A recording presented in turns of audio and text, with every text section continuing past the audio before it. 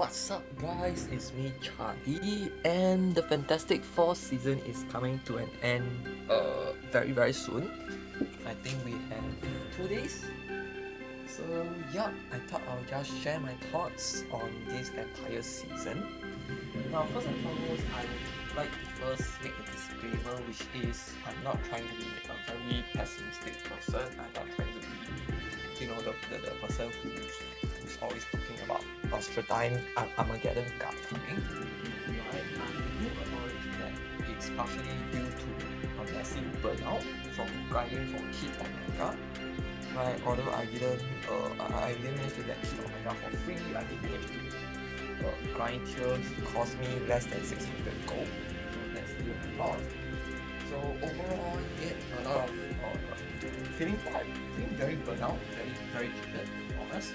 So that affects a lot of my thoughts coming into this season. I do have to admit that, I have been clouded by quite a negativity in a sense.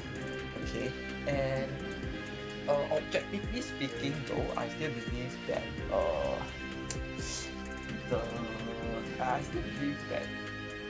there is a lot of monetization policies that I'm not agree with. That I feel that second winner is pushing out a little bit too rapidly, but I'm not going to dwell too much into them, right? At least not in this video. So yep, let's go on to my review, my thoughts on this season. Now of course we begin with the cards, right?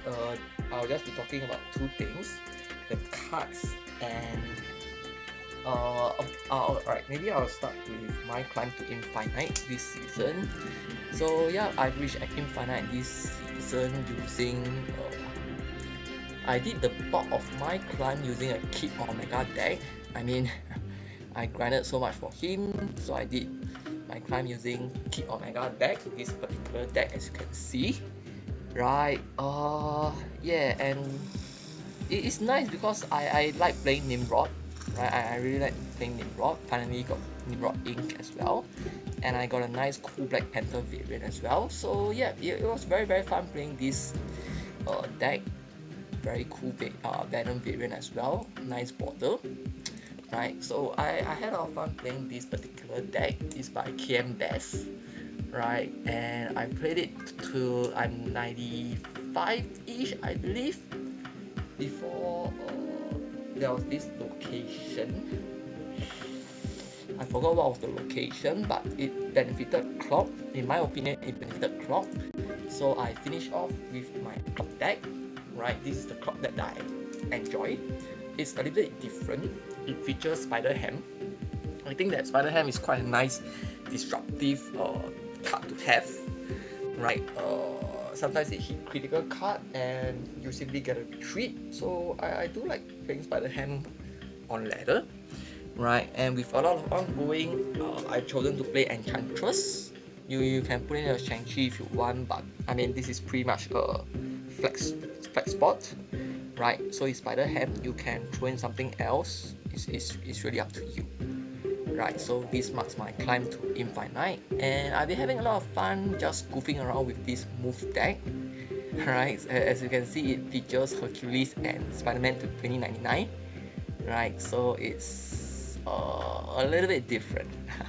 It's a little bit different. Right, if you want to mess around with this deck, I will post the deck list, deck code in the description. So yeah, so this marks my journey to Infinite. Right, I don't really care about my rank up once I reach Infinite. In fact, a lot of times I just tank it by just playing to clear missions, right, to clear my alliance missions. So yeah, a lot of times I end up losing just to get the missions done. Right, and yeah, my alliance is a little bit whack. Right, I've cleared my personal target and look how lowly ranked I am. Right, so yeah, that's what it is. Right, so the thing that I'm gonna talk about next is I'm gonna talk about the cards that were released. Okay, I'll talk about cards, and then after that I'll talk about events, right? Because I want to end on a slightly more positive note in that sense. Now let's first talk about the season pass card, and the season pass card in my opinion is very bad. It's not bad in the sense that it's not a good card, it's a weak card. No, it's actually a very strong card. But to me, this is basically just a better Surge, right? And we already know that Surge is an insane card. Surge is so strong that since her release, she has basically made, I think we can say 95% of the meta decks, 95% of the top performing meta decks. So yeah, it's really insane that Mr. Fantastic first step is basically a much better Surge, and I think that's just very lazy. So very strong card, insanely strong card, but I think it's pure laziness here, right? So I'm just going to leave it at that. Now after the season pass, we have the super premium premium season pass, which to me is basically just overpowered, right? So activate, give your end of turn cards +2 power. So let's say you play one end of turn card every turn. So turn 1, turn 2, turn 3, turn 4 you play this, turn 5, turn 6. So you have played 5 end of turn cards, right? Let's just say you played 5. Okay. So when you activate, that's a +10. So Fantastica is basically a 417. 417. That just screams overpowered, right? And I think by now all of us have realized that Fantastica is crazy strong. Like the entire first steps package is crazy strong. The entire end of term first steps package is crazy strong, right? So again, I feel that these two cards are basically cash grabs, right? They're just basically cash grabs, and I don't know, they add nothing new to the game at all.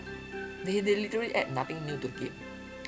So yeah, these two cards are very strong, but I think it's I don't know, man.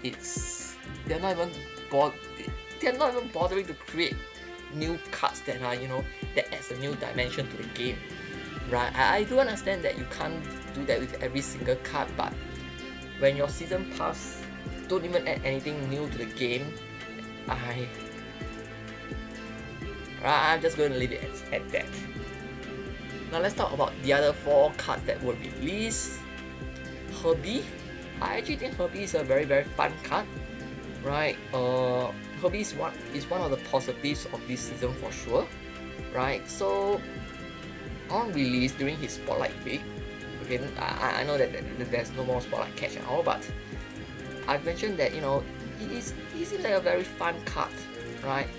And on release, he was like, people were saying that, yeah, look, he's fun to play and all, but he doesn't really fit in anywhere. He doesn't really fit in anywhere, and that's the problem, right? But with Grand Arena and Herbie decks becoming the best deck, right? At least in Grand Arena, it shows that, maybe there's hope that Herbie actually becomes a strong card, actually becomes relevant, right? He just needs, this machine just needs some other cards to complement to help him out a little bit, right? So there's a lot of hope, and I think it's fun. I think it's really cool because Herbie is a very interesting card, right? I mean, you have 4 abilities, right? I think it's 4, right? 1, 2, 3, 4. Yeah, you have 4 potential. You have 4 abilities. So it's a very fun card. It's a very interesting card. I do hope that in future there are other cards coming out to support Herbie, right? Maybe I don't know. Maybe they can bring the spells, the spell card for Herbie into the actual game, right? I do know that some of the spells are a little bit too insanely strong, right? I don't know. To me, Mr. Fantastic, the Council of Greed card is crazy strong, right? And putting him in is going to just supercharge ongoing decks like that. So I don't think the spells card should be ported over to the normal game, right? But maybe they can port weaker versions of those spells, I don't know, or create cards that are a little bit, similar in terms of essence, but I do see potential for Herbie, and I'm actually very happy with that. You know, we have this, right? So I think Herbie is one of the bright spots of this season. Alright, this little machine. Next up, we have Human Torch First Steps. To me, I think it's a very this is a pretty interesting card, right? Especially at 3 costs, it goes into the silver deck, and it can easily, you know, fulfill this criteria of the side being full with Brood Mother, right? So it's a lot. It brings a lot of additional intrigue as to when are you going to, you know, fill the lane, when is Human Torch going to double, how big is he going to get, you know, when you shank it, when you Shadow King it, stuff like that, right? Because if you Shadow King it too early, but it still get doubled, the power still get doubled, so you might still lose the lane, right? So a lot of very interesting mind games can be done here. So I think this is overall a very interesting card. Alright, a very interesting card for sure. I like this card. Is it strong? Yes, I think it's strong. It has once again propelled Silver back to the top of the game, right? So obviously it's strong, but it's to me it's not just strong. It's actually very interesting, right? So it adds something new to the game, and I think it's a well designed card, right?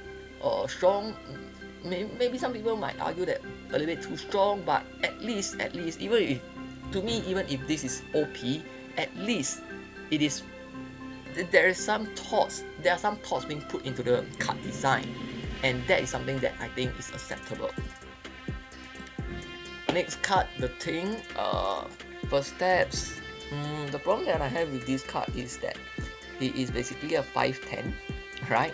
It is basically an unshankable 5/10, since the +2 comes in at the end of the turn, right? And it has a further upside of destroying something. So yeah, basically it's a much stronger card. It's a very powerful card. Yeah.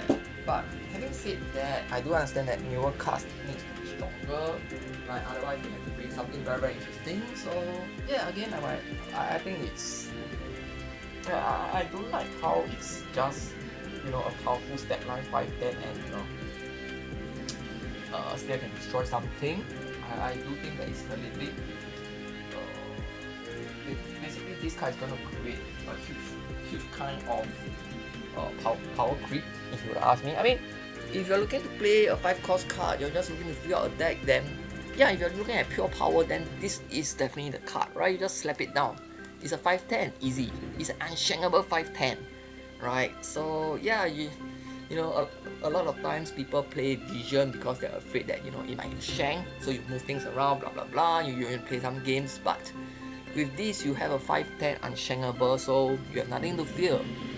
So yeah, I think this card is a little bit attack. It's gonna cause power creep a little bit too much. But at least I don't know. At least, you know, his secondary effect, this part here is a little bit more interesting. So yeah. But this portion here, that the part that makes him interesting is also the part that can, you know, makes him OP, because nowadays with very cheap cards, it's actually pretty easy to fill your site. So yeah. Now the next card is Invisible Woman First Steps. Activate this turn, your end of turn abilities happen twice. I already covered this in a video. I think she's overpowered, way bastard. Right? I mean, look, basically it's a Wong. It's a Wong across the board for your end of turn abilities. Right? And we've already seen how crazy it is. How insanely crazy the end of turn abilities are. Right? You do it for Sunspot. You float 3 energy. You have 6 power. That's huge. Your Misty Knight goes off. Cyclops goes off. Hawk goes off. So yeah, this card is simply overpowered. Let's just do it with a very simple 1-card combo with your Fantastica. Right, so just now we were talking about Fantastica, you play 5 cards, so let's subtract 1 for this Invisible Woman. I mean, this Invisible Woman does not have an end of turn ability. Right, so let's say you have 4, alright? So Fantastica give a +2, but now it becomes a +4, right? So that is a 416. Fantastica is now a 416, ladies and gentlemen. Right? Sorry, not just a 416. Right? So okay, let's do it step by step. Invisible Woman clocks in at 3.5. Alright, 3.5, and now let's take a look at Fantastica. So it gives +2, but now it's going to +4, and instead of times 5 cards, we do it with 4 cards. So Fantastica plus Invisible Woman is a +16. Alright, and you have Fantastica 7 power. So Fantastica is essentially a 423, guys. So when you combine Invisible Woman plus Fantastica, you get a 728. Now let's take some comparison. Infernaut is a 620 that forces you to skip a turn. Fantastica plus Invisible Woman is a 728 with no condition, 0 condition whatsoever. So Invisible Woman plus Fantastica is essentially an Infernaut plus a 1/8 with 0 conditions, right? 0, absolutely 0 conditions other than well pressing on activate. That's all. That's all. And we haven't even talked about, you know, how Invisible Woman will impact the other end of turns cards. We are just talking about the total power of these 2 cards. So yeah, to me, it's very sad that we have this kind of absurd cards. It's very sad, right? I don't want to walk down the road of, you know, second winner is forcing players to chase all the newest cards, not just one or two new cards, but all of the newest cards, and that's spiraling down my monetization very heavily, right? I don't want to talk about those things, but it's just very sad. It's just very sad, right? Honestly, if you have all the first steps cards, I think your deck is crazy strong, right? You can just form a deck that has such a huge advantage over anyone else, and that to me is unfair. I'm okay with paying players having an advantage, right? But I don't think this advantage should be that huge. That's my point, right? So yeah. Now moving on to the events that have happened. We had 2. Right, actually we still have 1 ongoing. We had 2, right? High voltage. I feel that high voltage is, for this season, this version of high voltage is actually fine, right? I think the top 2 rewards was a premium mystery variant and a premium mystery border, if I'm not wrong, right? So I think it's fine. I mean, if you're a casual player, you would still be able to complete. You'll still be able to do enough missions, complete enough missions to earn the additional free resources, rewards, right? Depending on whether you manage to clear everything every 8 hours, you might not be able to land on the premium mystery variant.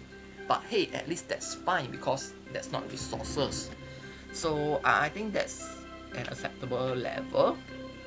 And if you are really hardcore, you really want to grab everything, or you know, you're a little bit on the fence, you're a small spender kind, you're looking for some good deals, then yeah, maybe you could spend a little bit to push a little bit more and get that nice mystery, that nice border, stuff like that. So I actually think that this version, this iteration of high voltage is acceptable. I still don't like the fact that they are trying to sucker out our goal through these limited time modes, through these events, but at least it is a pace that I think it's fine, it's acceptable in that sense, right? So that's for this season's high voltage. Now talking about the event that is still ongoing, Grand Arena. I don't know why they have chosen to put Grand Arena 2 weeks especially the last week and the first week. It's right basic, but the last week should be for Conquest. I mean, at least for the people who still want to play Conquest, for the people who are still 50-50 like me, I mean, the last week I'll try to play some Conquest. I mean, along the season, I'll try to farm some infinity tickets here and there, and you know, play them out on the last week, right? And at least it gives some choice in a sense. But with this event, it's I don't know, man. The scheduling is a bit awkward because it kills off Conquest and it runs into the first week of the season, and it's weird because most people will try to do a speed run on the first week, so it's I'm not sure why they are doing it. And to me, it's a very to me it's a bit jarring because this event is actually very good. Right? I actually thought that this event was very fun. Right? You choose your heroes, right? And you have to play decks that feature certain cards, and I think that's very fun. Right? That's actually very fun, and at least it creates some kind of, it draws attention to certain decks, and then you know, people experiment a little bit more extensively on this and try to pull out something. So it's, to me, there's some kind of cohesion in that sense, right? That's the first thing. And the second thing is it allows us to actually experiment with cards that we haven't gotten, right? At least it opens up this avenue. Like for example, right, Human Torch first steps. I do not have Human Torch first steps, but with this mode, with Grand Arena, I'm actually able to, you know, experiment. Hey, let me try this Surfer deck, right? And I'm actually having fun playing it, right? Herbie, I do not have Herbie, alright? I'm trying out this, I'm playing this deck, right? And I'm having fun with it. Okay, so it's, to me, it's very nice, alright? We have been talking about, free-to-play players have been talking about, oh, we really wish that we can try out the new card before deciding if we want to buy it, stuff like that. And this mode actually allows us to do that, not just for one card, alright, but for so many cards. Herbie, Thing, Human Torch, not Mr. Fantastic though. Invisible Woman, I believe this is right. But in case some people do not have some of the cards here, right, or some of the okay, no, unless we're talking about Goliath, Moonstone, and Captain Carter, right? But it really allows us to try cards that we do not have, and I think it's very exciting. It's very fun. It's very different. Right, so I do think that this is a very good mode in that sense. It's a very nice event in that sense. Now, what disgusted me, however, is the big difference when you spend the gold to get your premium pass. Alright, I care if I did, because ultimately it's worth it. Right, it's really worth it. Right, let's not talk about the tracks here. Right, but anytime you can spend 1,200 gold to get a card, it's worth it, right? Of course, Mad Thinker is probably a card that's just going to sit in my collection and not do anything, right?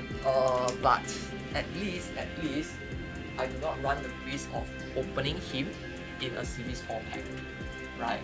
The cheaper Series 4 pack is still 2,000 tokens, and spending 1,200 gold to clear a 2,000 tokens possible pitfall, to me it's worth it, right?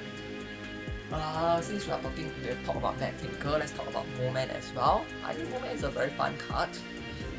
Not exactly strong. I mean, he immediately received a 1 power buff, I think.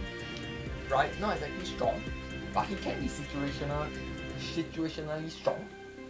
Okay. Yeah. I mean, if you created some very nice rocks, and then with Victoria hand, you might be able to pull off some very power efficient rocks, and that can swing the game in your favor on the last turn. Right, it's very hard for your opponents to actually guess how much power you're going to throw on the last turn. Right. So situationally good card if you were to ask me, and that makes moment fair. Yeah, so I do think he's a nice card, right? I've been having fun playing with him, playing him in a Victoria hand style deck. Alright, so the two cards, I think Moment is a nice card creation, right? Although I'm not so sure about Mad Tinker. I think Mad Tinker sucks. Mad Tinker basically just sucks, right? So the thing that disgusts me about this is that as a free-to-play player, if you do not buy the premium pass, realistically speaking, you can only get Moment and that's it. Now, I already said 1,200 gold is worth it to spend on clearing the pitfall of possibly opening Mad Tinker. But what really irks me was that I was around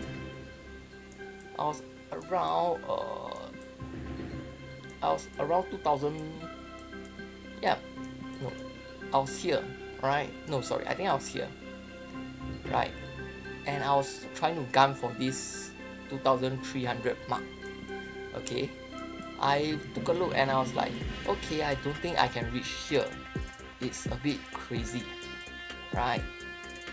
So I bought the premium pass and immediately I completed the entire track. So that was crazy, and to me it sucks because it's basically saying, alright, if you're willing to put out 1,200 gold, basically we'll ensure that you complete this entire thing even without you trying. It's a little bit disgusting if you ask me, right? It's a little bit disgusting.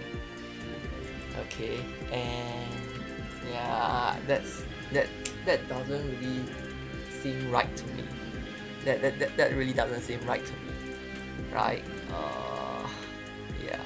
So that's the thing that I didn't really like about this thing, right? But at the end of it all, the premium pass is worth it. I really hate to say it, but it is, because as I've already explained, spending 1,200 gold to clear a possible 2,000 token pitfall is already worth it.